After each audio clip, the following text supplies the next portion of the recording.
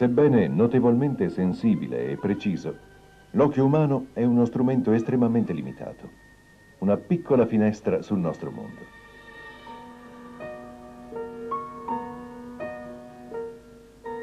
Una fragile ed evanescente bolla di sapone contiene un regno pressoché invisibile, un minuscolo caleidoscopio liquido, troppo piccolo perché i nostri occhi possano vederlo.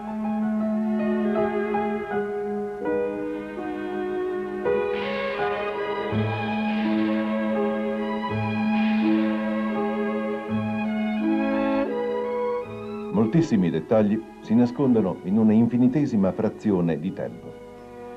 Alcune azioni sono troppo veloci perché l'occhio possa percepirle.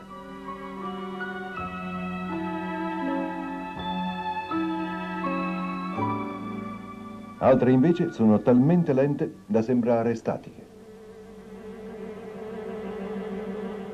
Un vorace esercito di formiche rosse sta divorando un grillo.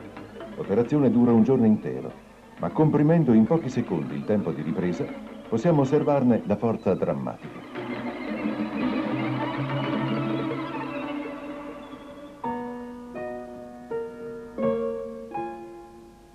Oltre lo spettro della luce visibile si trovano delle immagini strane e straordinarie, immagini create attraverso forme di energia che sfuggono all'occhio nudo.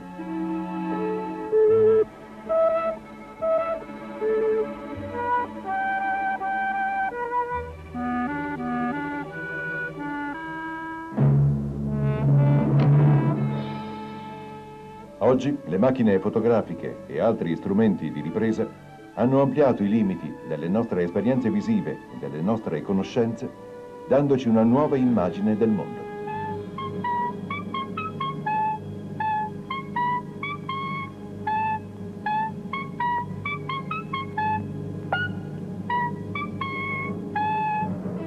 Seguiteci in questo viaggio visivo oltre i limiti dell'occhio umano. Un viaggio nel mondo invisibile.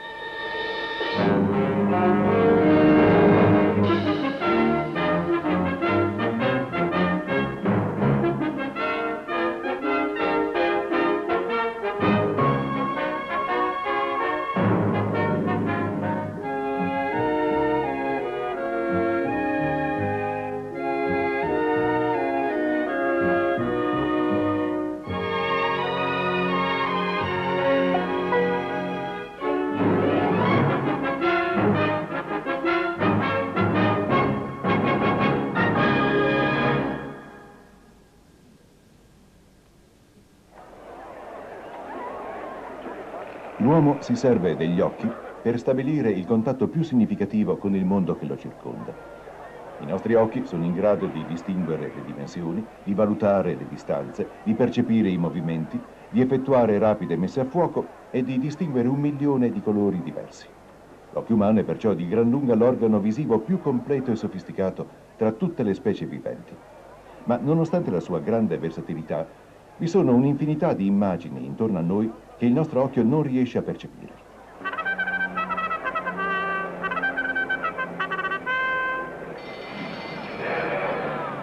Se riusciamo ad ampliare i normali limiti della nostra vista, ci si svela un intero mondo di nuove esperienze visive.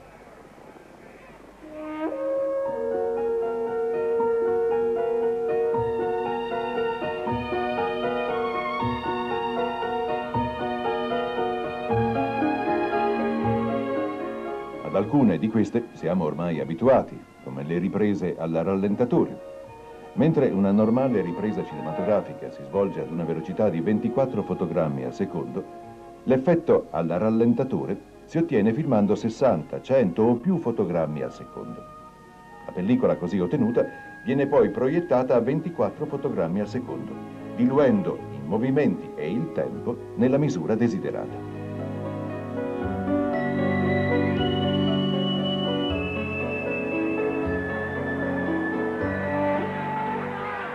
La macchina fotografica viene spesso in nostro aiuto per analizzare movimenti troppo rapidi per essere percepiti con sicurezza. L'arrivo di questa corsa è avvenuto dinanzi a migliaia di occhi. Tuttavia solo la macchina fotografica rende ben visibile l'attimo fuggente dell'arrivo.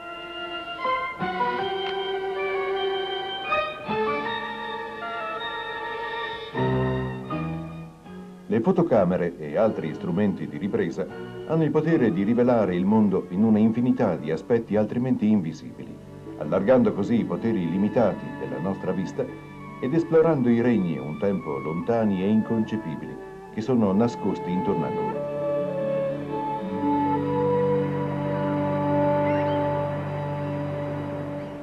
Noi ci dilettiamo ad esplorare il mondo che riusciamo a vedere, ma nelle migliori condizioni i nostri occhi possono a malapena distinguere oggetti del diametro di 1/10 di millimetro, che hanno cioè la misura di un minuscolo granello di sabbia.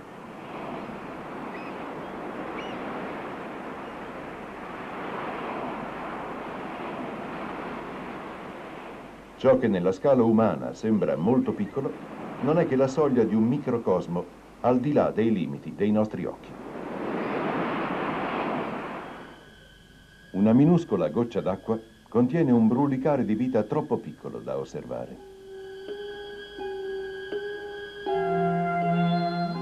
Come astronavi di un mondo alieno, i corpuscoli che formano il plancton si muovono silenziosamente nel proprio universo sconfinato.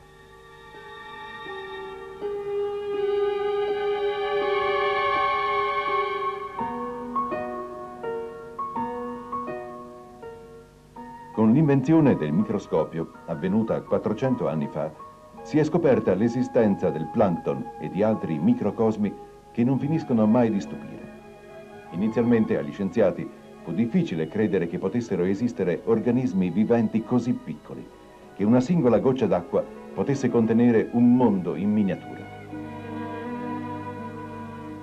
Indispensabili strumenti di ricerca, i microscopi muniti di macchina fotografica permettono di riprodurre e divulgare le immagini che si rivelarono all'uomo quando esplorò per la prima volta il micromondo. Batteri. Scoperti nel 1674, le loro dimensioni e la loro sterminata quantità erano quasi inconcepibili. Una piccola porzione di una foglia rivelò una complessa struttura di minuscole cellule viventi, la cui esistenza era ignota. Fu osservato che il sangue era composto da milioni di corpuscoli in sospensione. L'immagine di una cellula che si divide apparve come un miracolo della natura, un'altra scoperta sorprendente che avrebbe gettato le basi della biologia e della medicina moderna.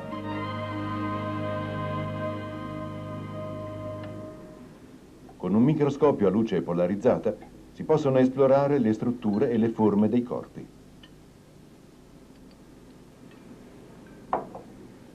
Quando un liquido passa allo stato solido, per esempio l'acqua che diventa ghiaccio, i minuscoli cristalli che si formano si organizzano in precise strutture, diverse da sostanza a sostanza.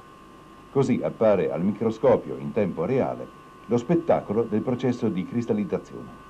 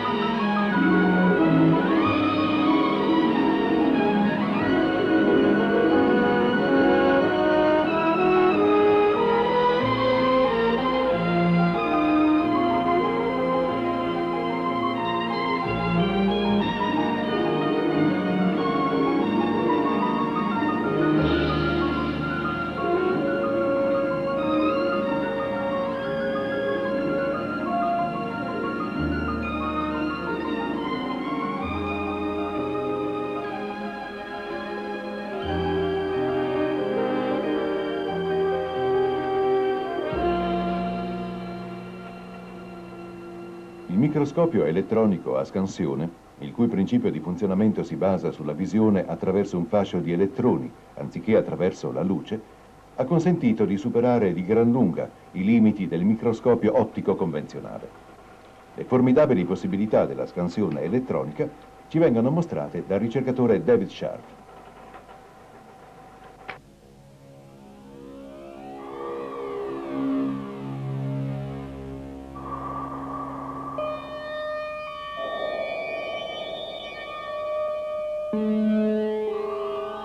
Questo, che appare un decollo dai crateri di un pianeta sconosciuto, in realtà è un viaggio molto breve.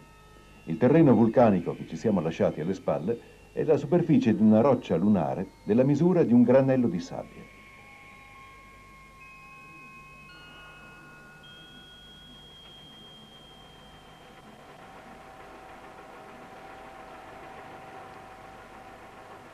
La fragile struttura di questo fiore di alisso è a malapena visibile ad occhio nudo.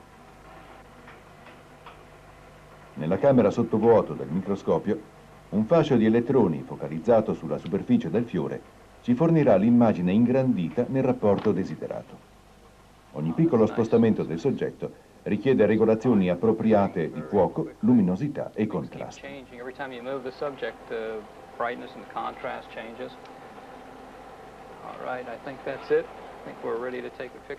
I microscopi ottici più sofisticati possono fornire fino a 2000 ingrandimenti. Questo microscopio ha una potenza di 100.000 ingrandimenti. Attraverso l'occhio esploratore del microscopio, il minuscolo fiore rivela una struttura delicata di una complessità imprevista. Con un ingrandimento superiore a 20.000 volte possiamo vedere ogni singolo granello di polline.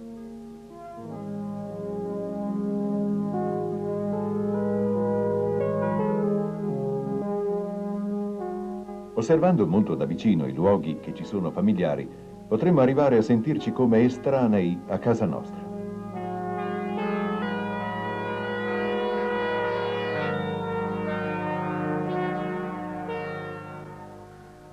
Questi canali a zig-zag sono, per così dire, l'immagine di una musica registrata su un normale disco fonografico. Questo terreno arido e tormentato non è poi così remoto come può sembrare. Si tratta della superficie porosa della punta di un avilo.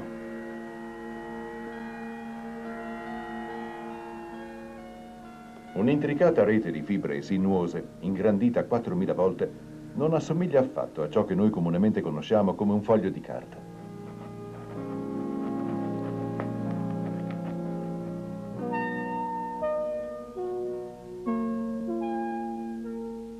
Sulla superficie di un uovo, un complesso sistema di crepe e porosità dimostra che perfino il detto liscio come un uovo può essere smentito.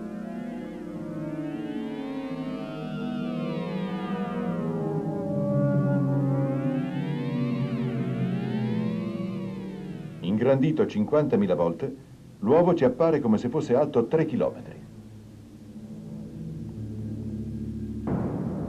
Anche sui divani e sui letti delle case più pulite, i minuscoli acari della polvere conducono la loro vita tranquilla. Come minuscoli dinosauri di un mondo perduto e remoto, i loro corpi non crescono a sufficienza perché i nostri occhi possano vederli. Ma la loro sopravvivenza dipende da noi. Infatti gli acari della polvere si nutrono delle particelle di pelle morta che si staccano continuamente dal nostro corpo.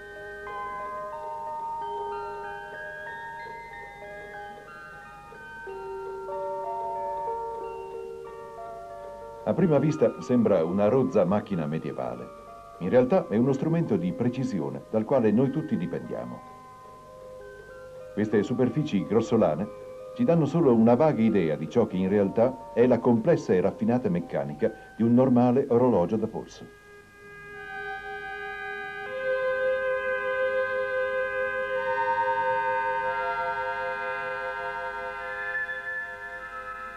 La nostra stessa pelle nasconde ai nostri occhi un mondo in miniatura. Se la osserviamo fortemente ingrandita, ci appare come un paesaggio lunare. I peli della barba crescono come tronchi d'albero in un terreno la cui complessa ecologia ospita una pluralità di forme di vita. Su ogni capello è possibile trovare microscopici funghi.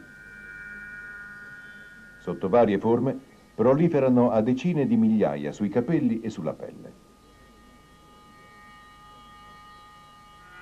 I funghi ci accompagnano fin dalle nostre origini e attraverso l'evoluzione si sono creati un habitat ideale sulla nostra epidermide.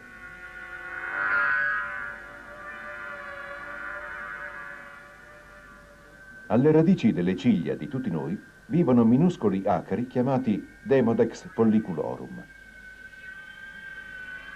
Apparentemente non sono dannosi, ma perché si siano insediati proprio lì è ancora un mistero.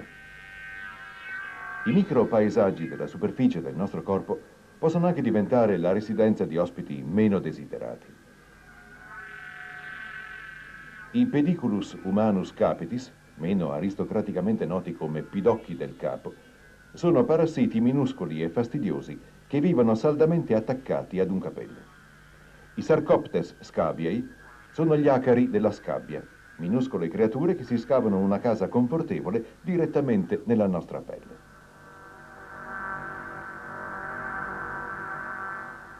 Sulle regioni calde e umide della nostra pelle c'è vita in grande abbondanza.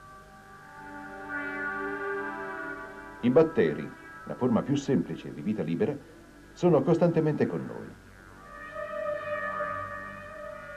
Un singolo batterio può moltiplicarsi 1 milione di volte in circa 8 ore e per quanto ci si lavi, milioni di batteri restano comunque sulla nostra pelle.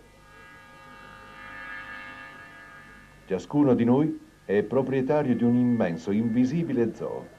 In qualsiasi momento il nostro corpo è popolato da tanti esseri quanti sono gli abitanti della Terra.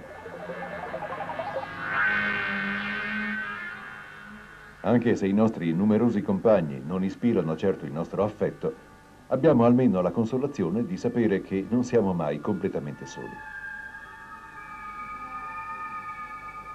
L'Istituto Enrico Fermi dell'Università di Chicago è ricordato per aver aperto una nuova frontiera nell'esplorazione dell'invisibile. Attraverso un potente microscopio elettronico, la cui realizzazione ha richiesto 14 anni, il dottor Albert Crew ha filmato per la prima volta ciò che nessuno aveva mai visto. State osservando atomi, atomi di uranio. Le macchioline chiare rappresentano un singolo atomo e hanno un diametro di pochi milionesimi di millimetro.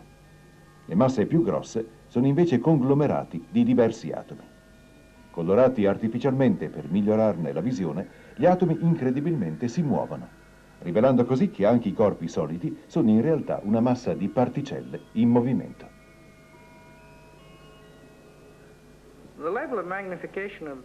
L'ingrandimento di questi atomi sul vostro schermo televisivo varia da 10 a 20 milioni di volte a seconda delle dimensioni del televisore.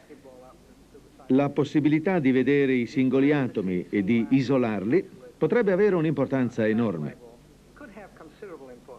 È difficile prevedere fin dove arriveremo. Possiamo solo dire di conoscere una nuova tecnologia, un nuovo modo di osservare. E quando si trova un nuovo modo di osservare le cose, si scopre anche qualcosa di nuovo.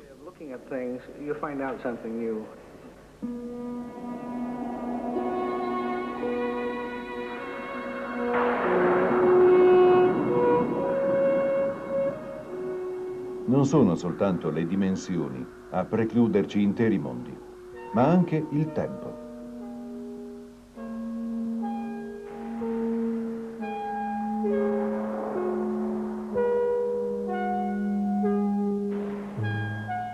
In un mondo in movimento vi sono un'infinità di dettagli troppo veloci perché il nostro occhio da solo possa vederli.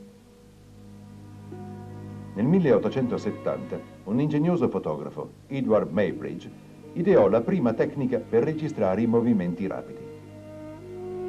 Per risolvere una divergenza di opinioni su come galoppa un cavallo, eseguì un esperimento presso un allevamento in California.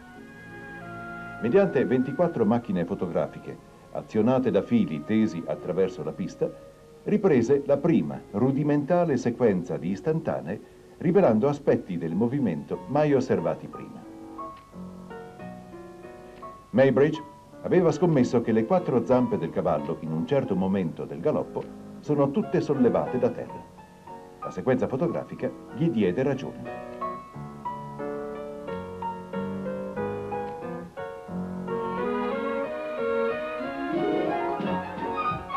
Con la proiezione delle fotografie in rapida successione, nacque la prima sequenza cinematografica.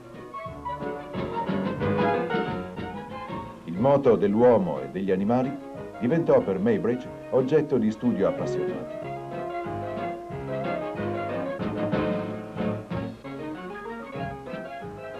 L'opera di Muybridge andava al di là di una semplice curiosità tecnica. Fu la prima analisi visiva della dinamica del movimento.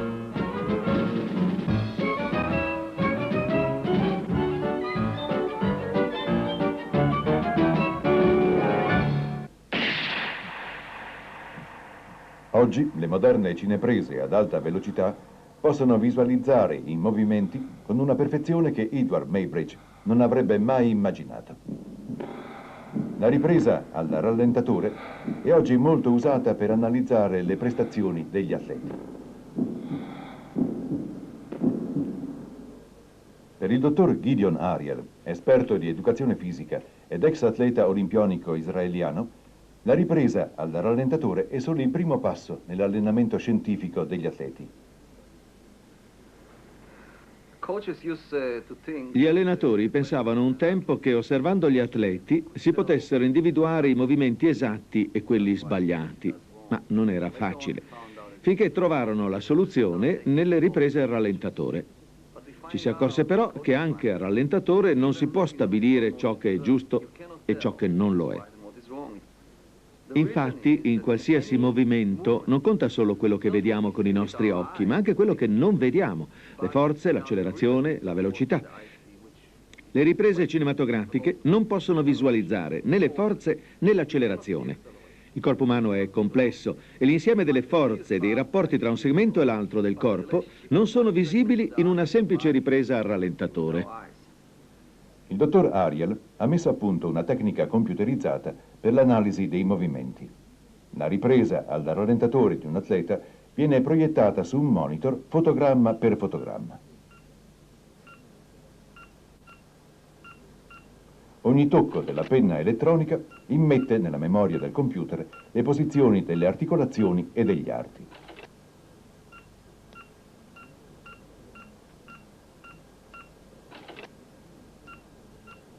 Il movimento umano è governato dalle stesse leggi sul moto che regolano tutto il mondo della fisica.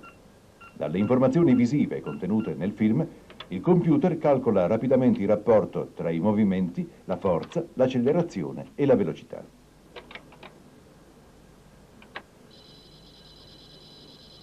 Con le immagini computerizzate e una serie di modelli matematici si può individuare dove la tecnica dell'atleta è sbagliata.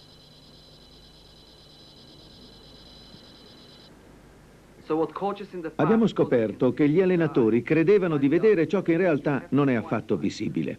Il computer invece fornisce informazioni molto più complete e attendibili sul movimento del corpo.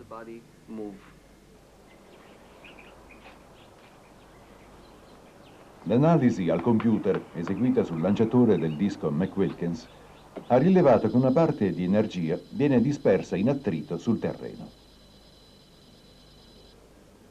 Poiché durante il lancio non ha piantato rigidamente in avanti la gamba, è stata sprecata altra forza.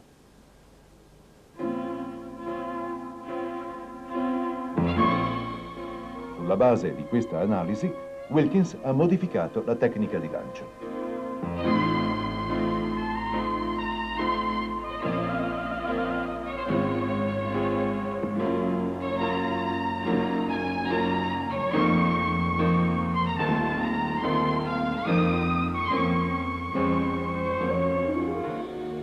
Molti mesi più tardi, durante una gara internazionale, ha lanciato il disco 4 metri oltre la sua misura precedente, stabilendo un nuovo record mondiale.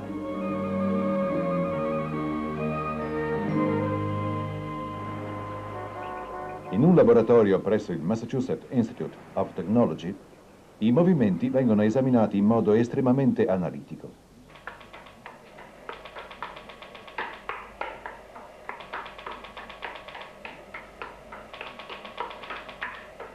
Con l'ausilio di lampeggiatori stroboscopici si può fissare su pellicola un insieme di movimenti.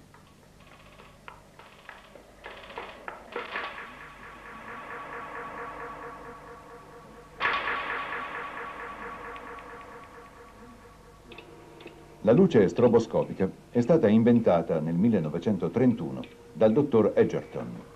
Poiché non riusciva ad osservare il comportamento dei motori elettrici in rotazione a diverse velocità, ideò una luce che poteva lampeggiare così velocemente da simulare il congelamento di movimenti rapidissimi.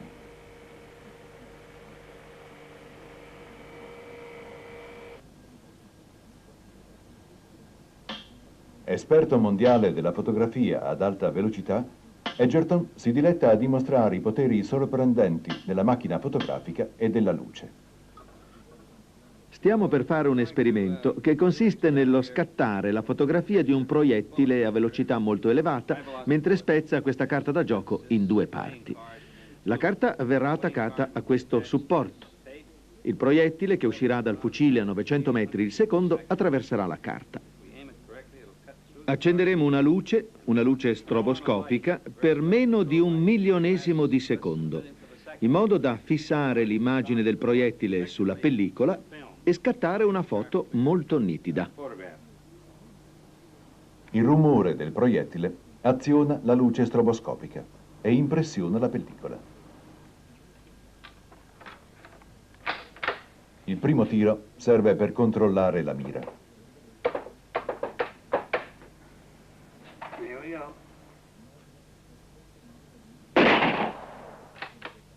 Ecco come lo vede la luce stroboscopica. L'immagine è catturata in meno di 1/1000 di secondo. Un altro esempio del potere della luce stroboscopica è ciò che Egerton chiama frullato di mele.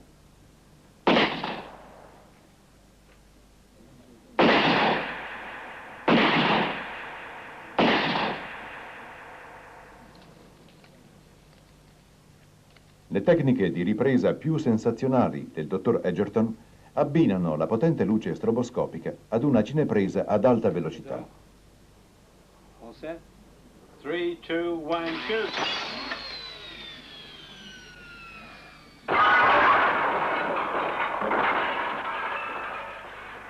In numerose applicazioni tecniche e scientifiche, rivedendo le immagini decine di volte, è possibile vedere e studiare dettagli che altrimenti sarebbero invisibili. L'esplosione di un petardo rallentata 1200 volte.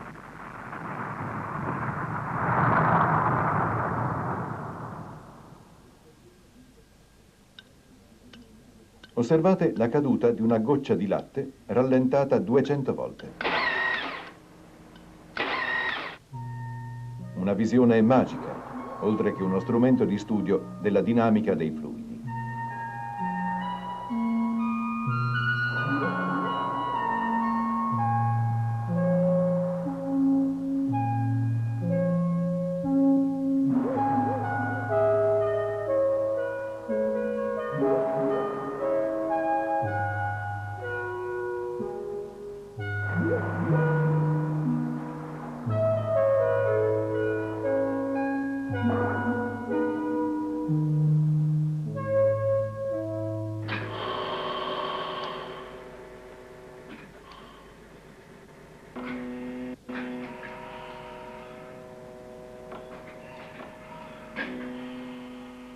Esistono anche speciali cineprese in grado di riprendere movimenti troppo lenti per essere percepiti.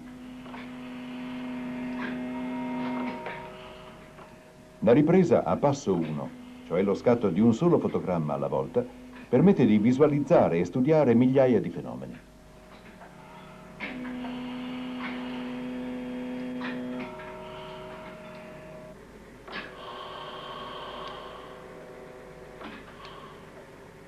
Scattando i singoli fotogrammi ad intervalli più o meno lunghi, si può ridurre il tempo nella misura desiderata. Le 2 settimane nelle quali un'arancia marcisce vengono ridotte a pochi secondi.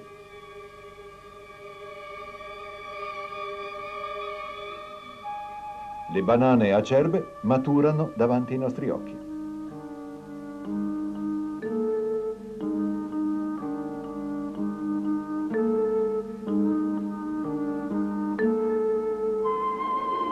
Il mondo naturale vive e si muove in tempi e modi diversi dai nostri e vi sono processi di incredibile trasformazione. Nell'arco di un giorno, minuscoli vermi divorano la foglia di un albero.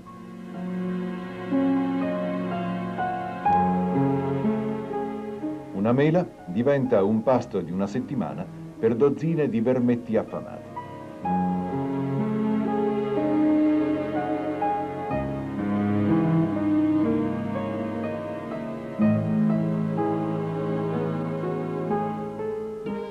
In soli 4 giorni, un topo di campagna morto viene consumato da vermi e altri insetti.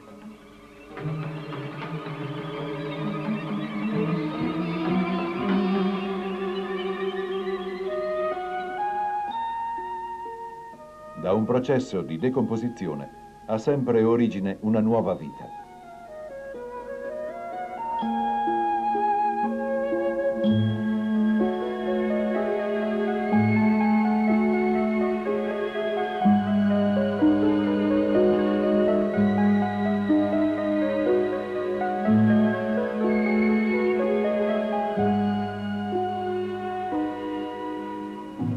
I nostri occhi percepiscono il mondo solo attraverso la luce.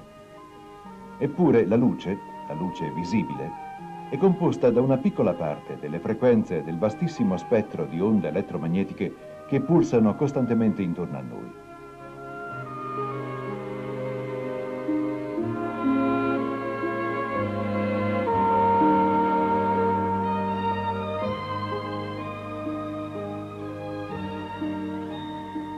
Quando si analizza la luce, scomponendola per lunghezze d'onda, appaiono i colori dell'arcobaleno, dal rosso al viola. I colori sono il codice che consente al cervello di individuare le lunghezze d'onda della luce visibile.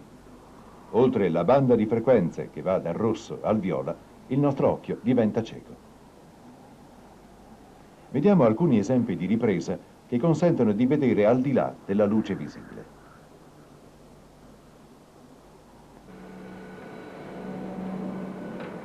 Dotando una cinepresa di un filtro speciale, possiamo vedere come appare il mondo in sola luce ultravioletta, cioè con una lunghezza d'onda più corta di quella della luce viola. Negli anni 30, gli scienziati scoprirono che le api avevano una sensibilità visiva superiore alla nostra. La spiegazione era nel fatto che le api possono percepire in luce ultravioletta ciò che le circonda.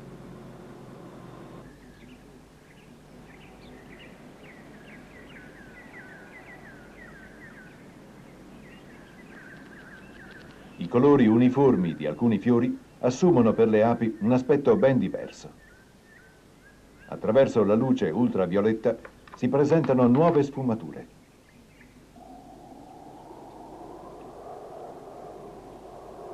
Su numerosi fiori sono stati scoperti speciali segnali, visibili solo in luce ultravioletta, che guidano le api nella ricerca del nettare.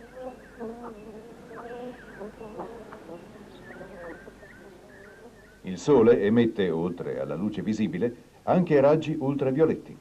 Così esso appare agli occhi di un'ape.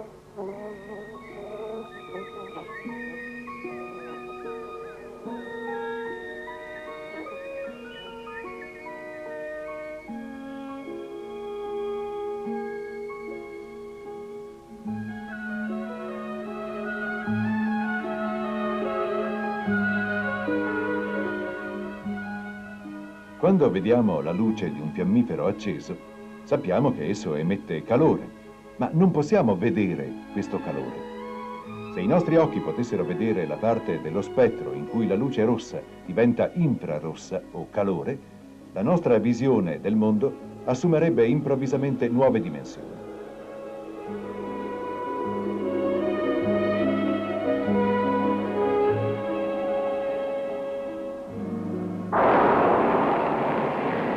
Una tecnica chiamata fotografia Schlieren ci permette di vedere l'energia infrarossa emanata dal nostro corpo.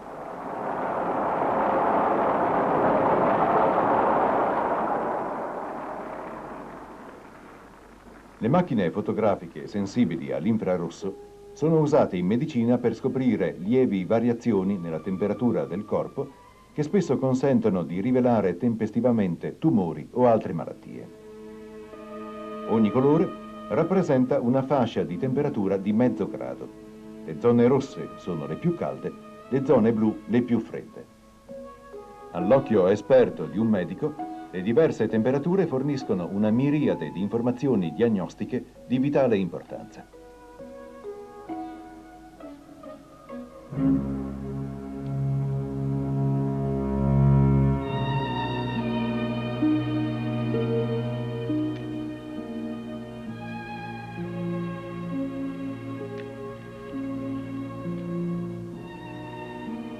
Filmando un soggetto con luce normale, la cinepresa registra solo i dettagli esterni di superficie. Usando i raggi X, altra forma di onda elettromagnetica invisibile all'occhio, possiamo penetrare materie solide e corpi viventi.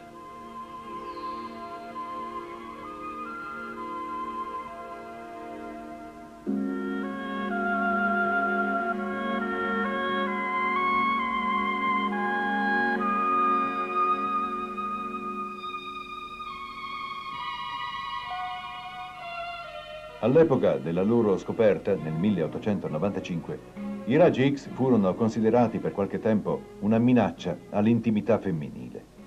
Ma presto questi timori si dissiparono e i raggi X diventarono uno strumento di ricerca di grande valore.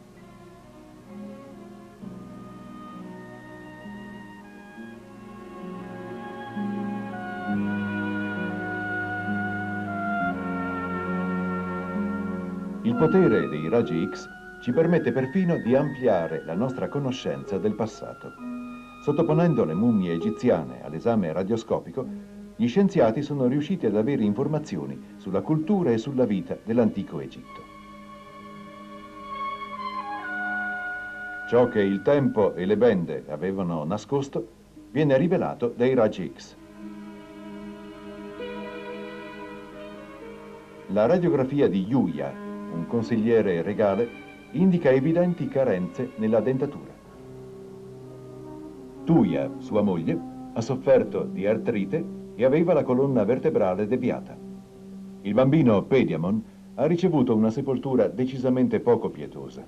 Gli furono amputate le braccia e spezzate le gambe perché potesse entrare nel sarcofago troppo piccolo. In questa mummia non identificata, le gambe sono intatte, ma misteriosamente manca il torso.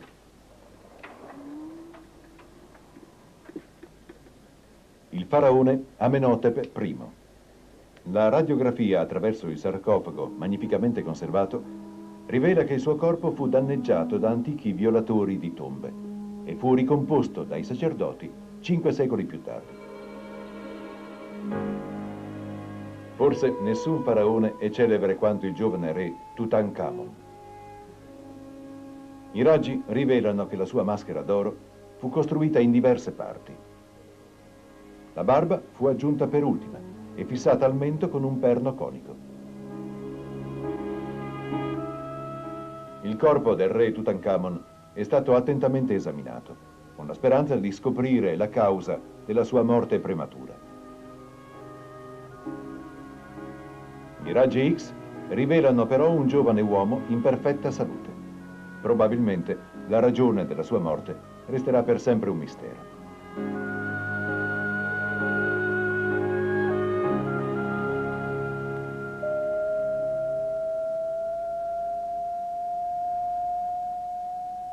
Il suono, come la luce, il calore o i raggi X, si propaga sotto forma di onde. Questa ripresa di una mano umana è stata eseguita con l'ecografia, una tecnica che utilizza suoni ad alta frequenza, con la quale oggi siamo in grado di vedere tessuti interni un tempo non osservabili o che non possono essere sottoposti ai raggi X. L'ecografia ha consentito, tra l'altro, osservazioni prenatali rivoluzionarie. È possibile vedere senza alcun pericolo il feto e seguirne la crescita sul monitor. Qui è di profilo. La sua testa è in alto a destra. Solleva la schiena e si allunga. Singhiozza, poi muove le braccia e gira leggermente la testa.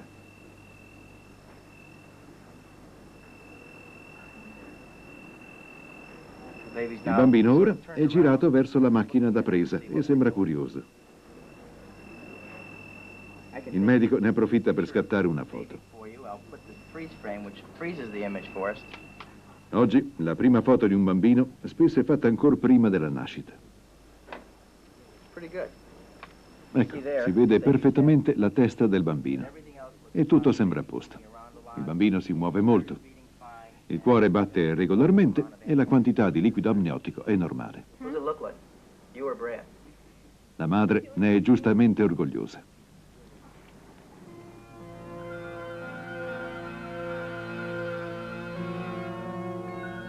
Un'altra sorprendente tecnica fotografica rivela i campi energetici emanati dal nostro corpo.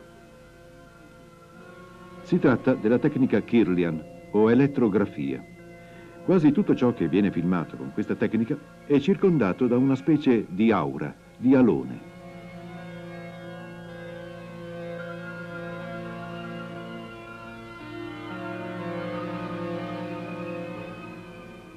Dibattuta e poco nota, la tecnica Kirlian è oggetto di numerosi studi, in quanto potrebbe costituire un nuovo strumento diagnostico e di ricerca.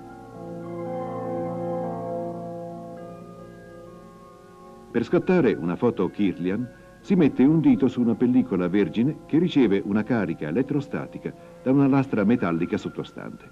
Quando la pellicola viene sviluppata, appare la misteriosa aura. La dottoressa Thelma Moss ha condotto una ricerca sulla fotografia Kirlian. C'è molta curiosità intorno alla fotografia Kirlian, ancora quasi sconosciuta.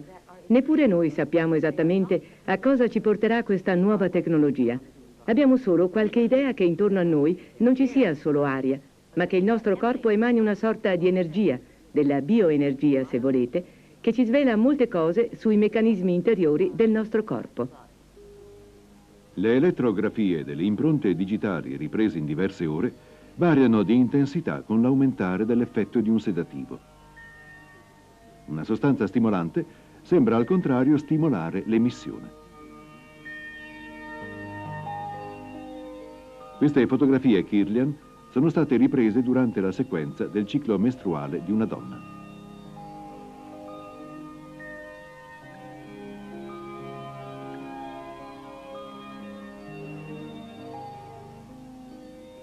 Le mani di uno yogi prima e durante uno stato di intensa concentrazione. Sebbene molto suggestivi, il significato e il valore della fotografia Kirlian restano in gran parte sconosciuti. Altre ricerche potrebbero rivelare nuove frontiere della nostra conoscenza.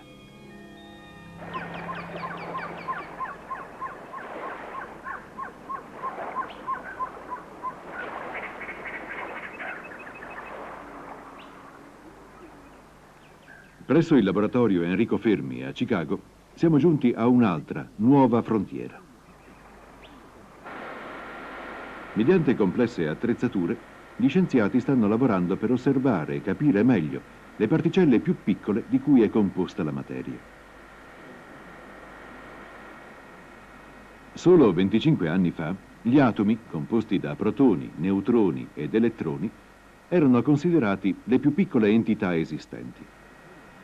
Oggi sappiamo che gli atomi sono costituiti da particelle ancora più piccole, chiamate quark, e sono in corso ricerche per identificare particelle ancora più minuscole. Il laboratorio Fermi è in un certo senso un colossale microscopio, un complesso di impianti ideato per frantumare gli atomi e vedere che cosa contengono. Lungo un anello sotterraneo della circonferenza di 7 km, un sottile fascio di particelle viene accelerato da potenti magneti e indirizzato su un bersaglio frantumandone gli atomi.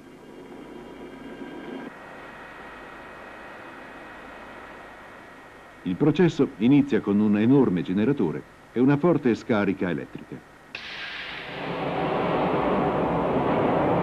Lanciato in pochi secondi, quasi alla velocità della luce, il fascio di particelle colpisce i nuclei degli atomi.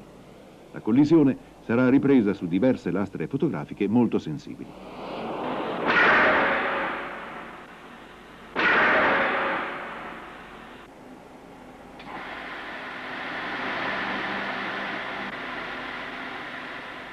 In proiezione, le immagini mostrano le tracce lasciate da centinaia di particelle subatomiche liberate.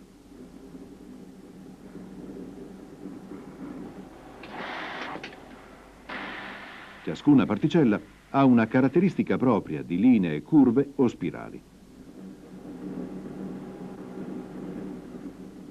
Registrando e studiando attentamente queste tracce, stiamo aumentando la nostra conoscenza sulle più piccole unità di materia, quelle entità ancora non visibili chiamate quark. I quark, tuttavia, sembrano essere composti da elementi ancora più piccoli. Non sappiamo dove, quando e se l'esplorazione dell'infinitamente piccolo si fermerà.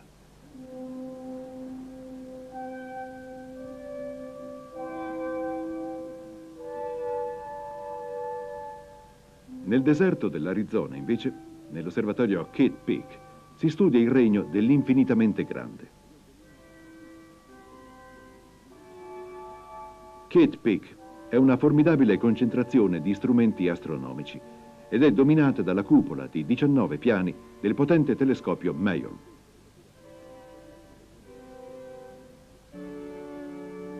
Come la maggior parte dei moderni telescopi ottici, si tratta di un'apparecchiatura fotografica davvero colossale.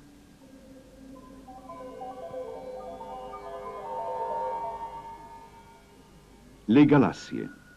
Solo 60 anni fa la loro esistenza era soltanto una teoria, ma con la costruzione di telescopi sempre più potenti è diventato possibile osservare e fotografare migliaia di galassie. Oggi gli astronomi stimano che l'universo comprenda almeno 100 miliardi di galassie, ciascuna composta da 100 e più milioni di stelle.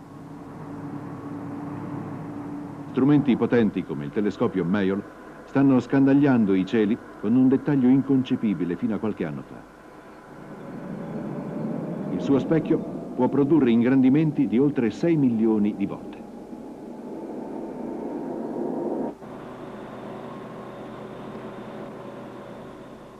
Oggi è molto raro che gli astronomi guardino direttamente attraverso un telescopio.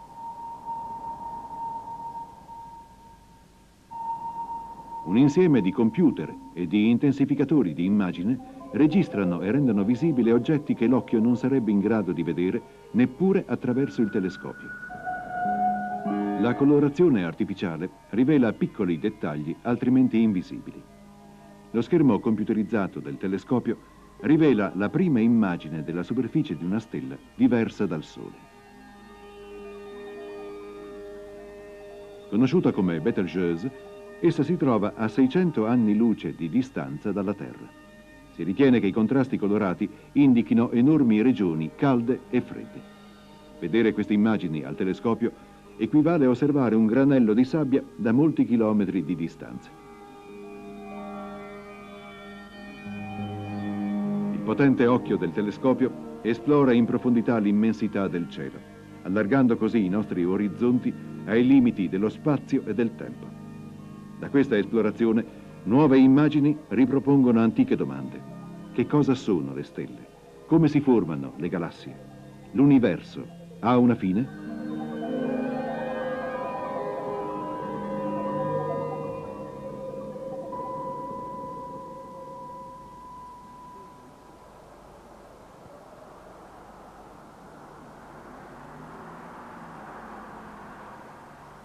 A Salt Lake City, nel campus dell'Università dello Utah, è stata raggiunta una nuova frontiera visiva, un tempo remota quanto le tenebre dello spazio. Quest'uomo è cieco da 15 anni, si chiama Craig. Durante un esperimento, i medici hanno fissato chirurgicamente alla parte del suo cervello che presiede alla vista 64 minuscoli elettrodi. Questa eccezionale impresa di ingegneria chirurgica permette a Craig di essere letteralmente allacciato al mondo esterno.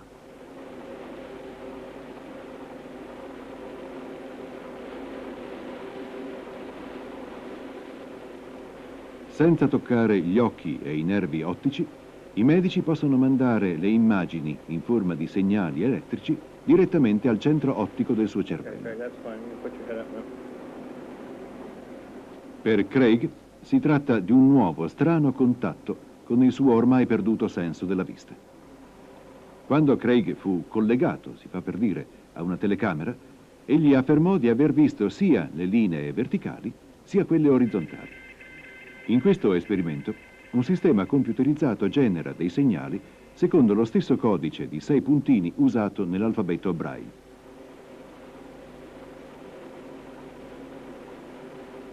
Questa è più o meno l'immagine che vede Craig.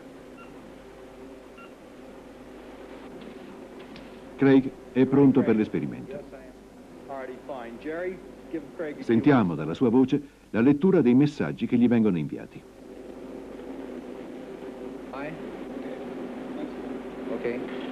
H, A, D, and A, C, A, T, cat, A, N, D, and... Craig ha qualche difficoltà nel vedere le lettere che formeranno una frase, ma gli scienziati stanno lavorando per raggiungere nuovi e sensazionali obiettivi. I ricercatori prevedono il giorno in cui un sistema miniaturizzato comprenderà telecamere per gli occhi, elettronica negli occhiali ed elettrodi nel cervello, fornendo ai ciechi una vista artificiale.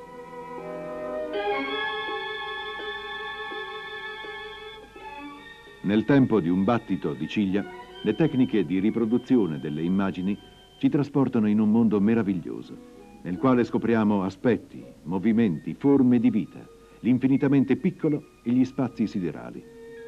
Le possibilità di percezione e quindi di conoscenza si stanno ampliando a limiti di tempo e di spazio difficilmente immaginabili.